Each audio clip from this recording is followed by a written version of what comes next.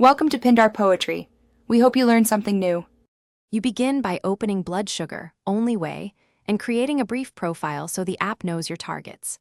Once done, pair a compatible glucometer or select manual entry.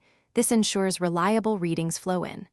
Make sure units are set to mg/dl or mmol/l and confirm your time zone. This prevents misaligned trends.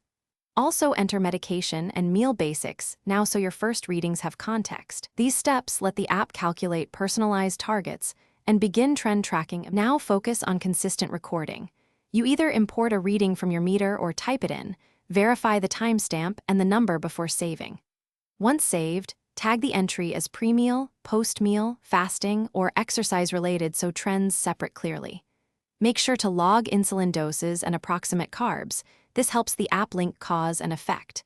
If something unusual happened, add a quick note or photo. Doing this every time sharpens trend analysis and improves reminders. Finish by reviewing trends to understand your blood sugar patterns and the app's insights about highs and lows. You'll see averages and variability. Use those to adjust meal timing or insulin discussions with your provider. Set custom alerts for dangerous highs, lows, or missed logs so you stay proactive. If sync or readings fail, restart the app, repair the meter, and check Bluetooth and background permission settings. This usually fixes most issues. If problems persist, export logs before contacting support.